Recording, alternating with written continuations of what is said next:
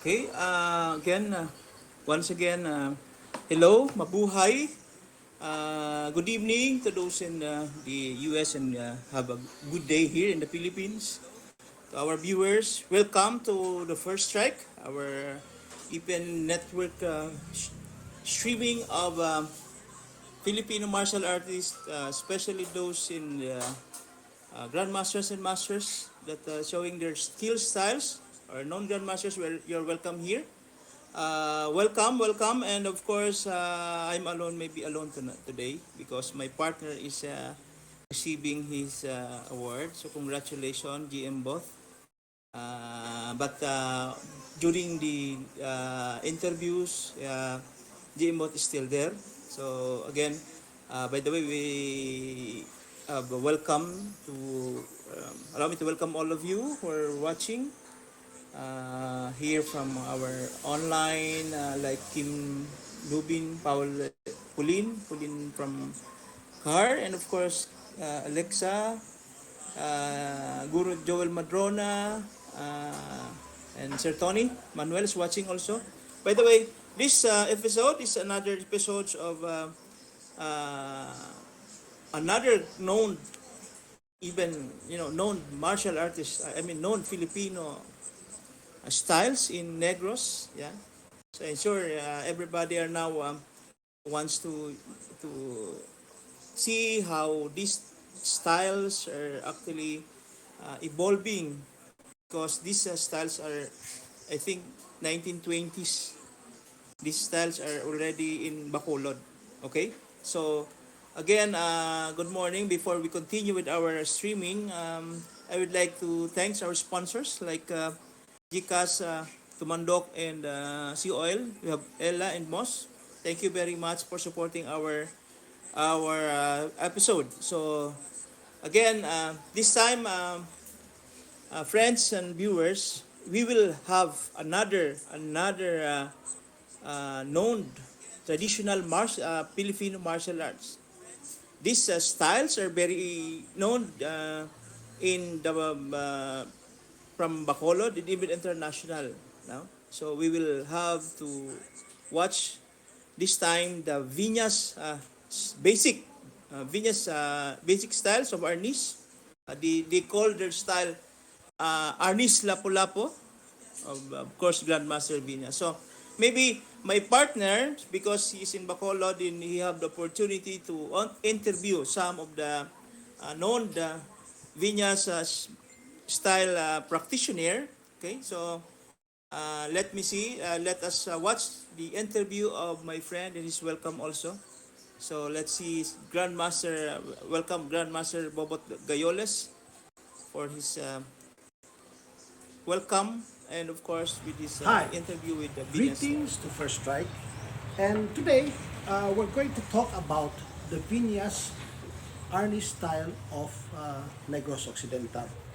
But before I start, I would just like to introduce to you to another two wood being used as Arnis sticks or baston here in Negros. This one is made of chico or kaimito wood. It's very hard, kind of heavy, but it's got a very beautiful texture. So here we have two examples. This has been made by my craftsman Andrew, a very good craftsman indeed. He makes good Arnis sticks. So this is made out of chico wood. And in the rural areas, they have this black wood. They call it ituman, or they also call it tugas. Now, this grows on top of rocks in the rural areas near rivers. And if you notice, it's got a very, very nice surface. Take note. This is not painted, but in its natural color, when it's dried, it turns blackish gray. Very beautiful.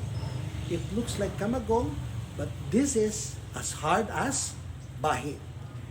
Now, the chico is not well appreciated as an iron stick, but it is a very, very hard stick and will make good, and it will make a good addition in your Arnis arsenal.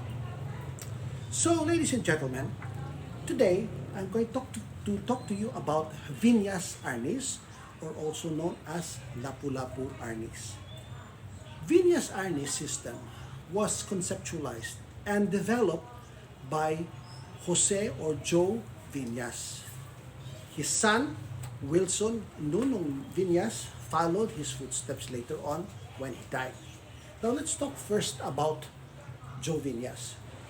Joe Vinyas started his Arnis training when he was young, and he was also taught by his father and his uncle. When he grew older, he traveled far and wide, especially around Negros. So again, Negros Occidental and Negros Oriental. He also went to the island of Panay, and he also went to the island of Cebu, where he tried to look for good Arnis teachers. And in his travels, indeed, he was able to find many teachers, because in the rural areas, there are those Arnisadors who just practice very few techniques, but they are a master of those few techniques. So what he did was to collate all these learnings. Now, he tried to combine them, and later on, he was able to come up with a very, very efficient and very, very deadly style of Arnis, which he called, before it was known as Lapu-Lapu Arnis. Okay? But when he died, some proponents told the current head, the previous head, rather, Wilson Vinyas, to change it to Vinyas Arnis. Anyway, Vinyas Arnis is one of the oldest schools in the Philippines.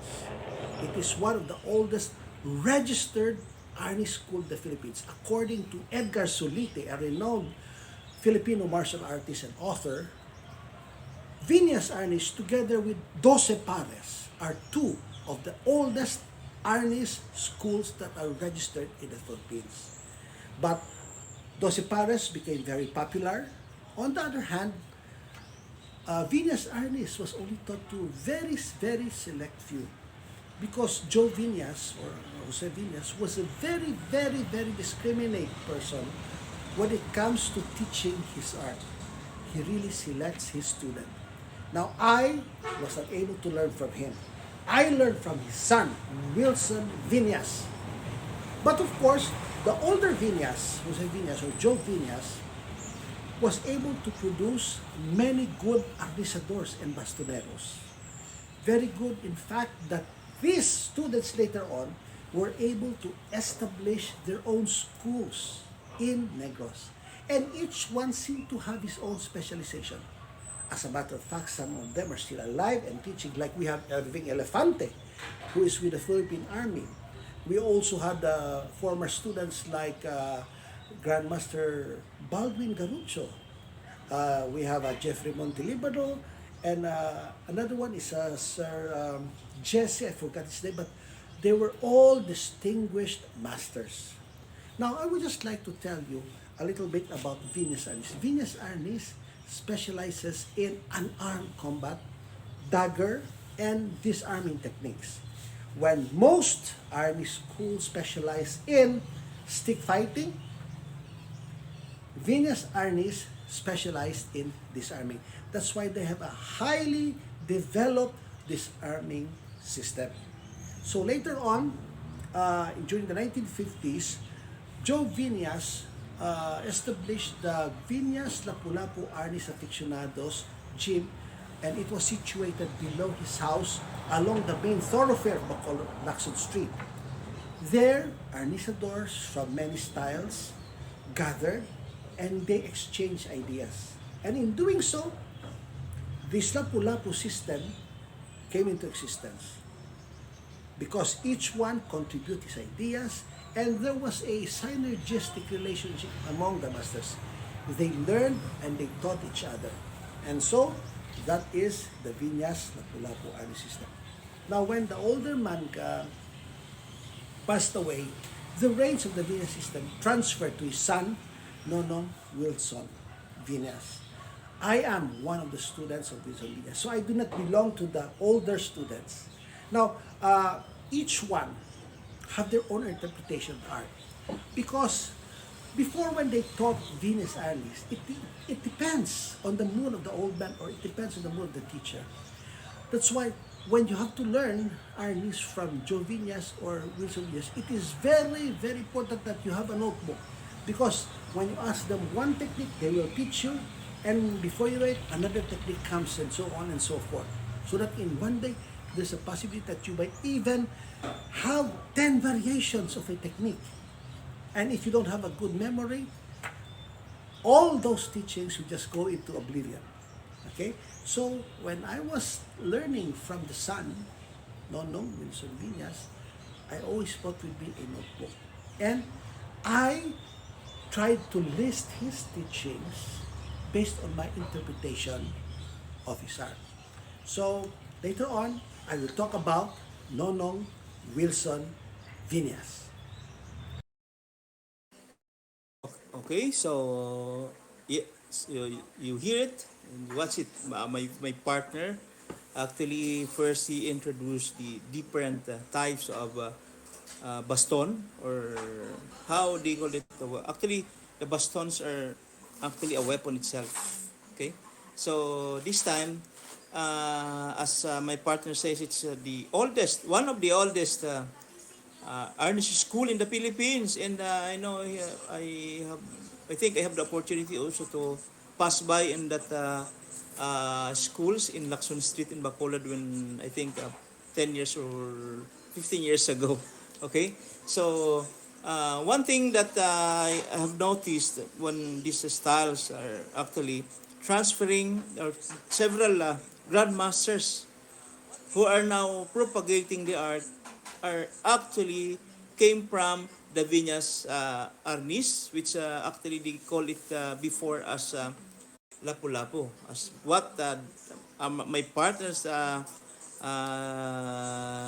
inform or give information to us now, that the Viñas term or the Viñas name was actually from Lapu-Lapu changed to Viñas only when the time that the Grandmaster himself, Joe Viñas, was already with our, or died already. So again, from this moment, okay, I think Viñas style still in exist. The gym or the place of this school is still, I think, is existing in Bacolod.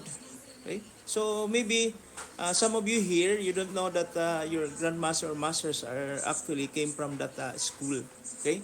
So again, before we continue with our episode with this Viñas, knowing the Viñas style, let me of course shout out to those who are watching from us, Rodel Romel Revilla, Rini Tongson, FM Discussions, Filipino Francis Asarcon, of course, Lucio Lufranca, Samuel Dulay, watching live, Sir Mike, thank you very much, Kawan Kalan, Arnis, and of course, shout out to Sir Ike, my friend, Sir Felix Ginabo, Sir Baldwin, or Sir Garucho, Mama Cols Talibong, who are of course Clark Ricaberte and Ephraim Maguan, Marlon Bernardino, the chess master, Fichi Baron Sagin, Bobong Borbano, my friend, Graciela Casillas, and of course Mama Costa Ribong, watching now from Ilog. Wow, ang ganda naman.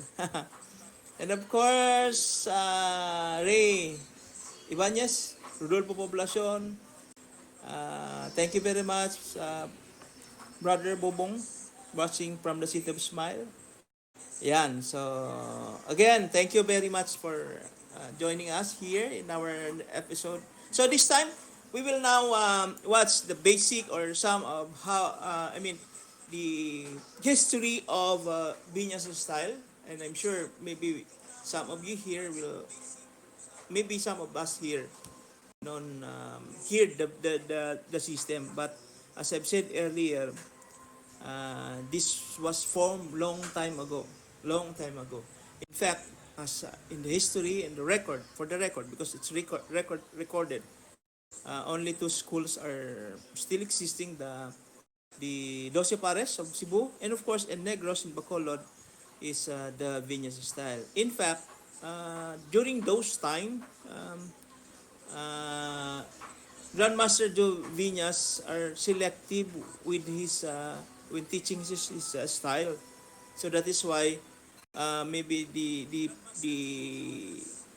growth of business style are slowly, but of course he produces a lot of great arnisadors or grandmaster now. And of course, in fact, our friend Grandmaster Baldwin or Noni Garucho is one of the known international um martial artist teacher of Filipino martial arts. Okay, so thank you very much, Sir Samuel EB. Of course, Grandmaster Netongson, good morning sa lahat from Cavite, Philippines. Ayan. So, again, let's watch the continuation of interview or maybe continuation of my partner with regards to business style. So, let's see. Let's watch the... Hello again.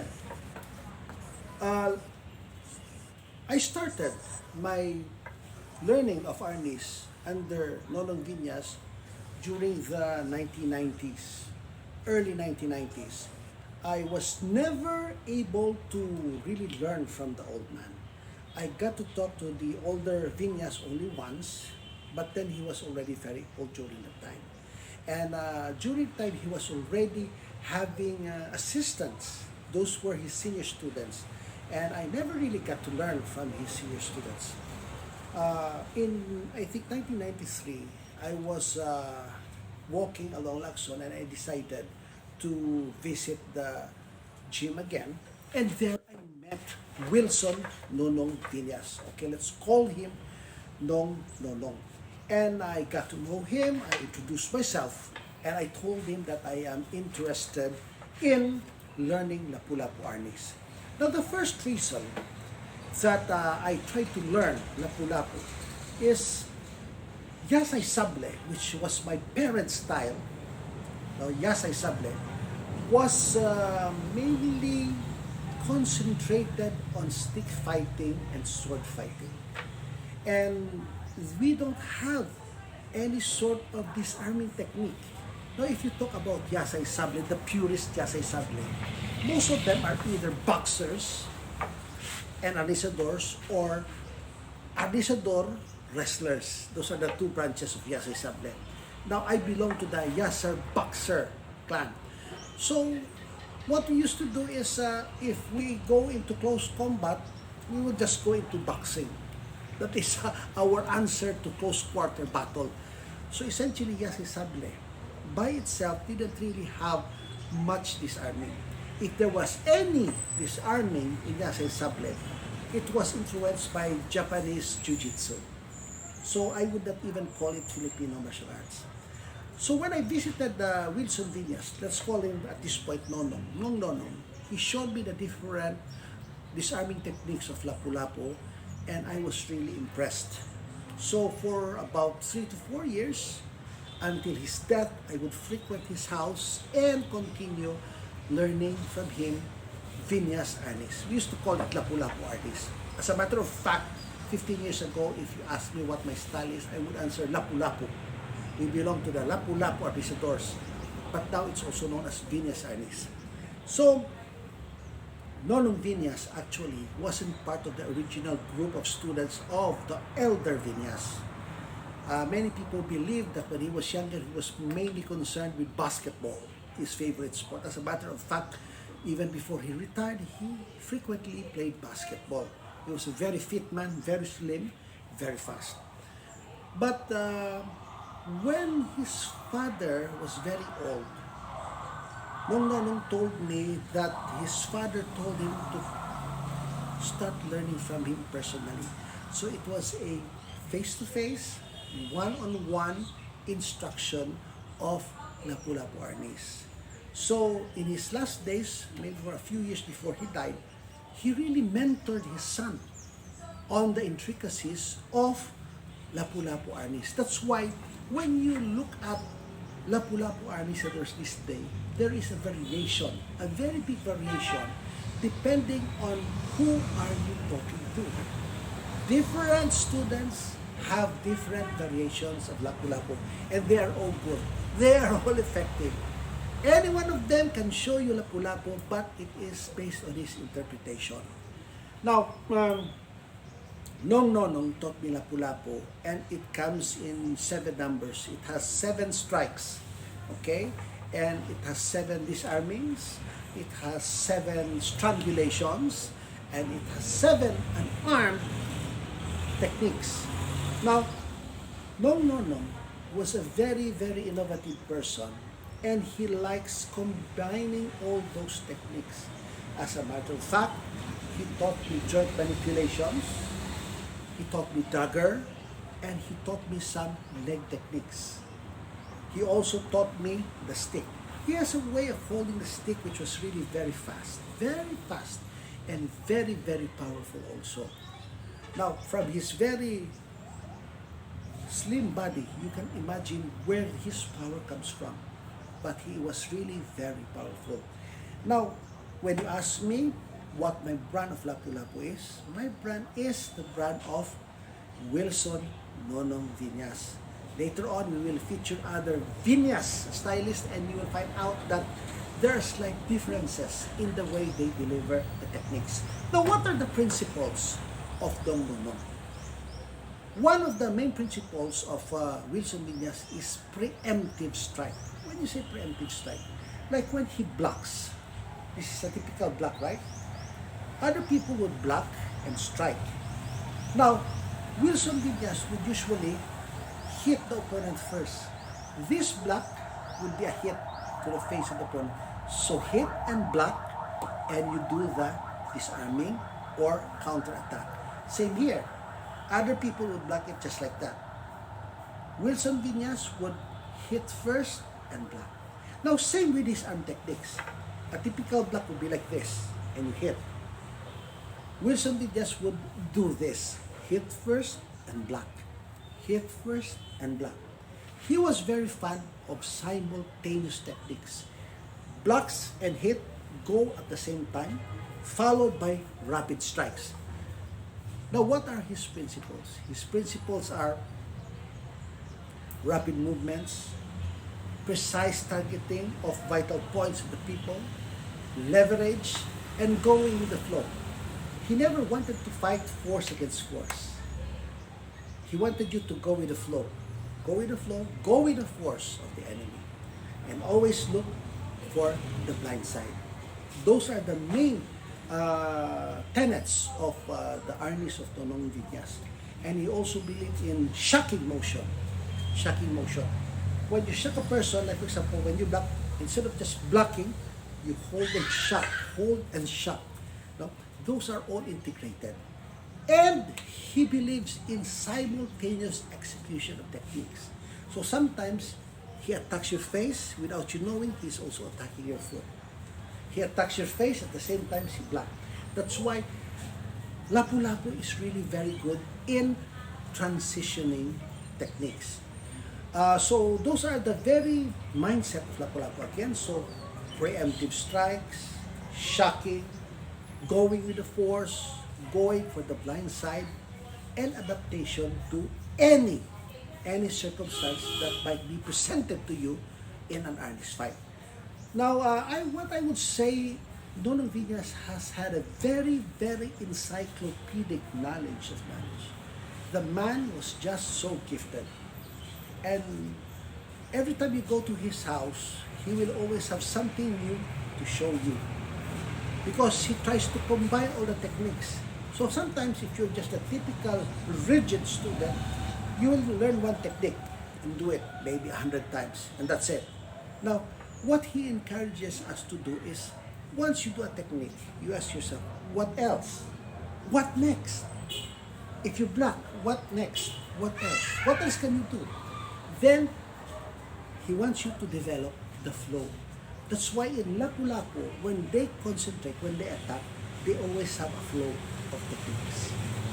Oh, by the way, another principle of Lapu-Lapu technique is really going for the eyes. They really want to go for the eyes. For them, when you go for the eyes, whether blocking or doing an eye poke, no, they want it to be an integral part of the techniques, because Lapu-Lapu Arnisidors believe that there is no better opponent than a blind opponent. So one of your targets when you block is you go for the eyes. Now, then so you might ask, what if when you went for the eyes, what will you do next if your attack will be blocked? Then they will transition. So for example, I go for the eyes, you block this, then I go for a joint lock again. And I go for a leg attack. So it's really very difficult to teach Lapu-Lapu if you're just going to write it in a book. If you're going to write it in a book, it will be voluminous because you have to dissect all the techniques and you will have to show the different combination of the techniques. Now, it is best to learn Lapu-Lapu in slices. First, learn the hand techniques, then the arm techniques, then the leg techniques, then the stick techniques, and ask yourself, what else and what next? Always ask those questions. So later on, when you combine your techniques, you will have your own signature. That is why in Lapu-Lapu, almost all practitioners have their individual signatures as far as techniques are concerned. So with that, later on, we will now go to the different techniques of Lapu-Lapu. Okay, so again, I know how my partner GM Bot explains to us the principles of the Lapu-Lapu, which was introduced to him directly, to my partner directly, to GM Bot with the Grandmaster Nonong Binyas. See? As what I have learned from this discussion is like Lapu-Lapu is more on close quarter battle. Of course, it's an empty hand. And of course, as he said, there's a lot of disarming and counter. I think the counter system. Okay? And and this technique will not just stop in one setup. Okay, so one thing that we should, I think, this is the principles of disarming, which is, of course, you have to distract, destroy, and disarm. I'll always say that to my students also. So this time, I think that principles flows like what on the last part, Sir Bot says that part of the styles, part of the technique is of course destroying, or of course making your opponent blind. And I believe in that because a blind person cannot make his moves until such time that he sees. Okay, so maybe another principles that I learned here also is that when you learn their basic, when you learn their initial movements, the students are free to to develop our own way or methods of fighting. And I believe in that also because we still believe in the principles that no man is alike. Okay? Maybe we have similar in some movements, but of course in the reality, especially when facing an opponent, of course maybe you are weak on this side but strong on the other side. Not all have all in one, as we say. Okay? So this time, before we continue, I know that the next videos that we are going to show you now is the basic styles or the basic techniques of Lapu-Lapu. But before that, let me, of course, mention our viewers. Grandmaster Nitong Son, as I've said earlier, is from Amadeo Cavite. Yeah. Of course, Ali Al-Ahadi, watching from Saudi Arabia. Thank you, brother, for watching. Of course, my brother, Rodolfo Poblacion, Nonoy Poblacion, good morning dyan sa Pilipinas. He's actually from Chicago, Illinois. And of course, my friend, God EM from Doce Pars, Manila. Doce Pars, Laguna, Montelupa, Arnis Club, Sir Ray Dumipig Ibanez. Of course, he's from Manila, but I know he's also an Ilonggo.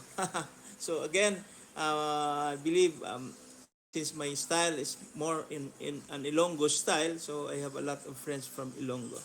And again, this time, again, I'm sure everyone are excited now to see how the Vinyas style or the Lapu-Lapu styles from the great Grandmaster, Joe Vinyas, then transfer to Wilson or Nong Grandmaster Nonong Viñas, and now they will show to us, this time from different interpretations of Viñas styles with his known students. Okay, so let's watch the next videos about Viñas basic styles. Okay, watch it. Unlike other styles of Arnis, Lapu-Lapu has only 7 basic strikes. This is number 1. This is number 2. This is number 3. And this is number 4. So essentially, 2, 3, and 4 are just variation of one strike. So this is 1, 2, 3, 4, and the 5th is a stab to the body. 6 is stab to the head. And 7 is a stab to the other side of the head. So again, the basic strikes of Lapu-Lapu. 1, 2, 3, 4, 5, 6, 7.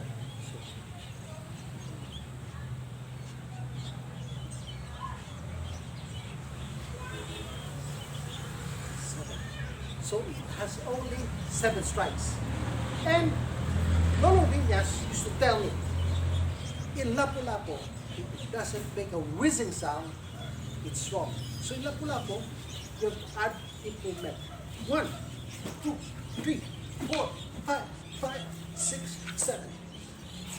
1, 2, 3, 4, 5, 6, 7. Okay, so it has to be fast. Then later on, he will teach us combination. So those are the 7 strikes of Lapu-Lapu.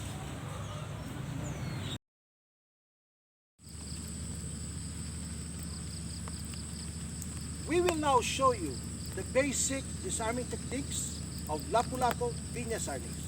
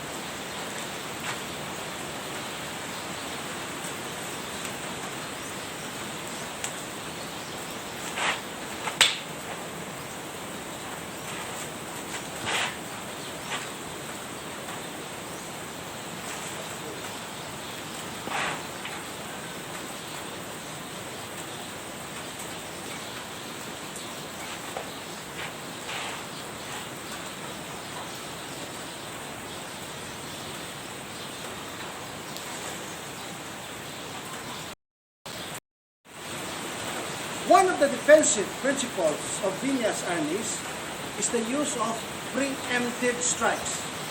Because no person will just give this cane for you to disarm. You have to distract him, and after that, you do distraction techniques. Now, you can do that by doing an eye poke, pigeon swing, a chin jab, and of course, the shock. Now, the shock is a method wherein you try to disrupt your opponent's movements by destabilizing his body. Now, in Lapu-Lapu, we also try to use our legs simultaneous with our hands. In more advanced techniques, in Lapu-Lapu, we both use disarming, hand strikes, and leg techniques. Because as much as possible, we want to end the fight in a short time. We will now show you some of the disrupting techniques of Vinyas Lapu-Lapu. For example, when somebody punches you here, typically, usually they block. Now in Lapu-Lapu, when somebody punches you, you go for the eyes so that your opponent will be blinded. Now once you go for the eyes, you can go there, you can go there. Okay? Now, you can also use the chin jab. The chin jab is especially effective against opponents with helmets. Because nowadays, most people wear helmets. Now, if you punch somebody with a helmet, you will definitely injure your hands. But with a chin jab or a hammer strike, it will not be as painful. For example, you punch, you cover, then you head, chin jab. Now, this could be a distracting technique. After which, you can attack the leg. Okay?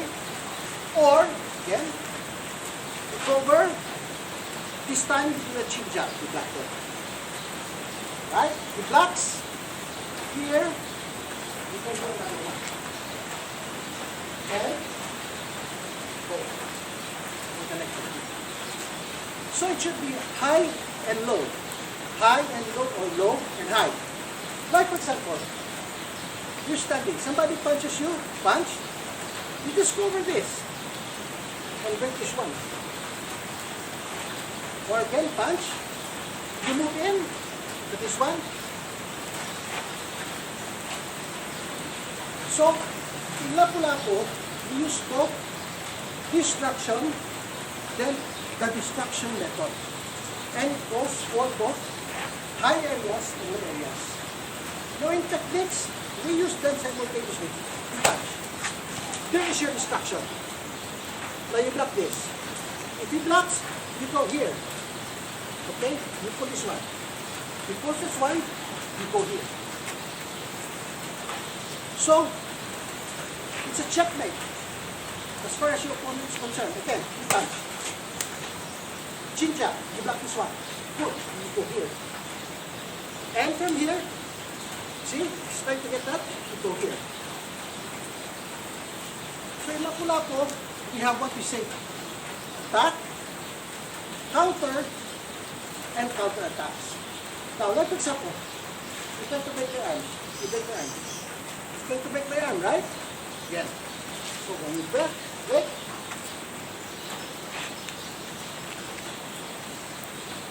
you break this arm. Again, block, there, you break this one, and you attack that one. Okay? So those are the defensive moves of Lapu-Lapu. Now, I will show you the shock. What is the shock? Punch.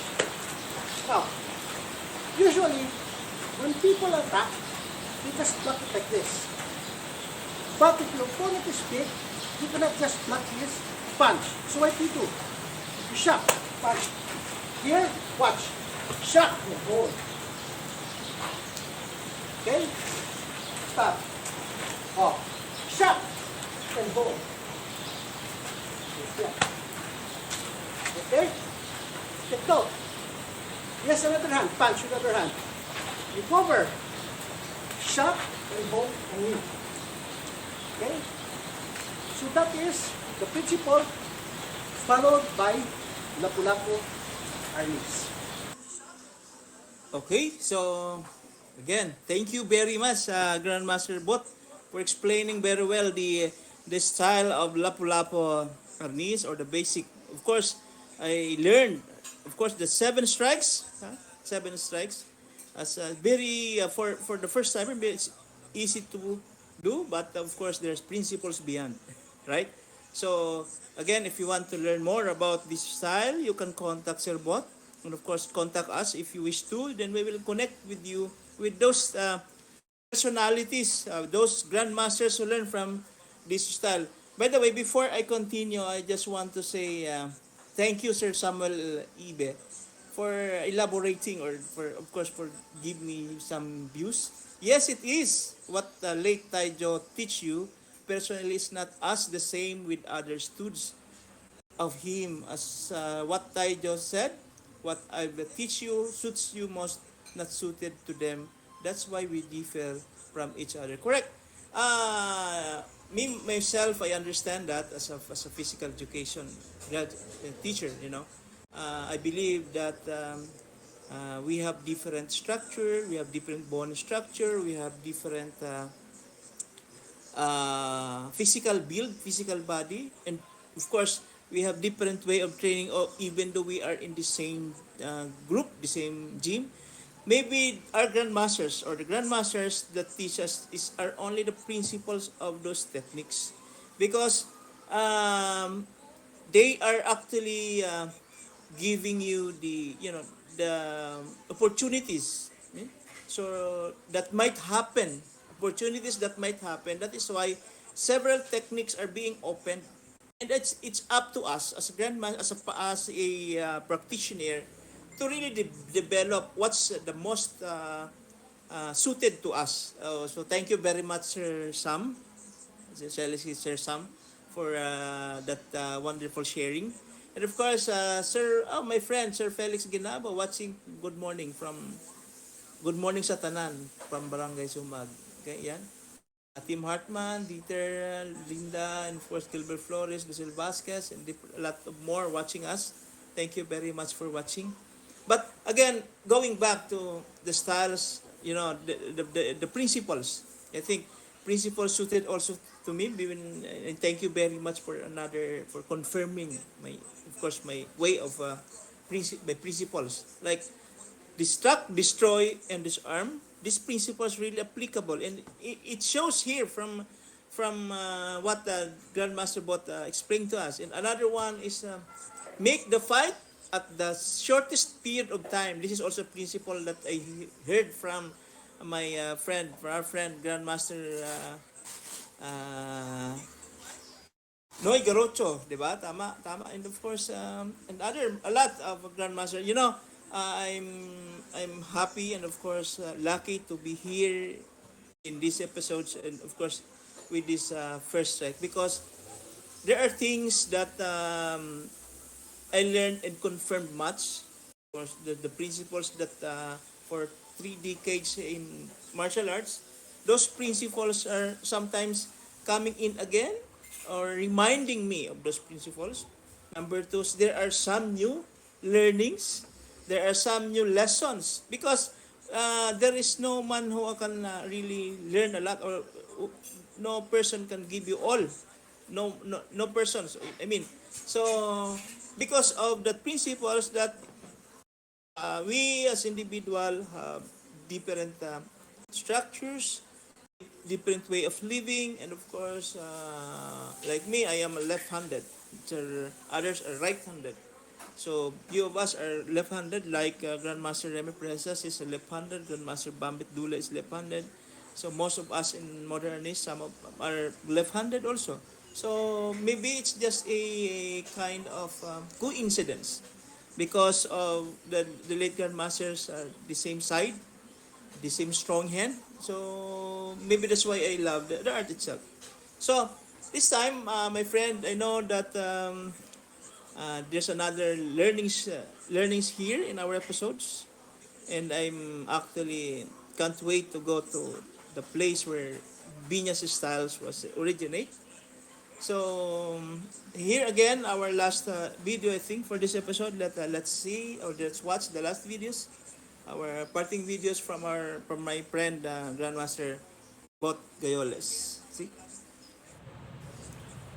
Every 30th of December of each year, the Lapu-Lapu members, both old, the new ones, and the old ones, get together for a luncheon being hosted by the Villas family.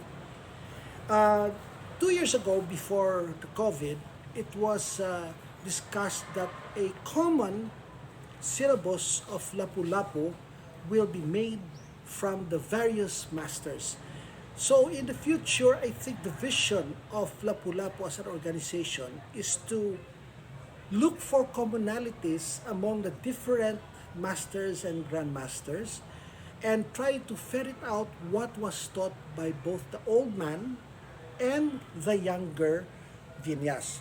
You see, the old man has a different set of syllables. Perhaps one day we can have two syllables. One, which was the method of teaching of Grandmaster Jose Vinyas, and maybe the other one, the teachings of Wilson Vinyas. Now, for us, the new ones who were under Wilson Vinyas, we discussed it about 2 years ago that we will take the time to get together and ask ourselves what was it that was taught to us by Wilson Vinyas. Now, of course, every student has his interpretation. I think the best way for Lapu-Lapu to go is to gather all the students, look for commonalities, and have a selection of techniques which is common to everybody. Now, those techniques which is common or which are common to everybody will be used as the basis of the new Lapu-Lapu curriculum.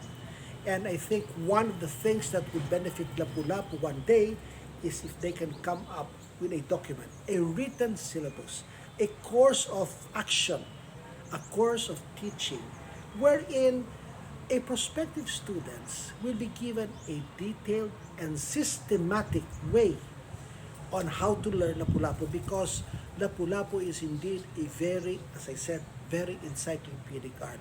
So, with that, with the guidance of the family of the Villas, I would like to thank Nang Andit Villas, the wife of Nong Nono. She has been very supportive of our group, and I would say that she is the matriarch of the Villas Lapu-Lapu Arnis system. She has always been there.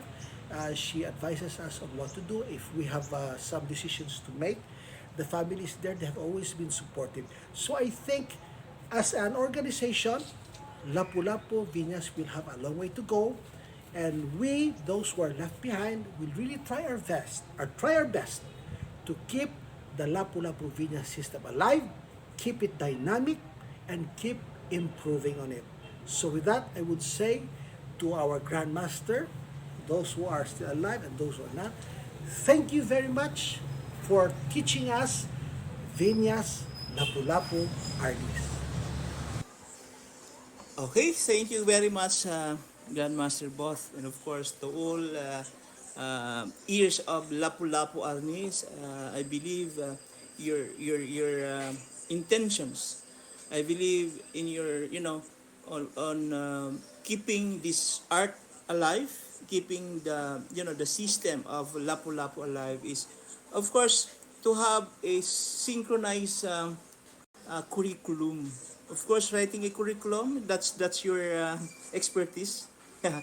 So maybe in the future, I believe that at least there are some commonalities, especially the basic.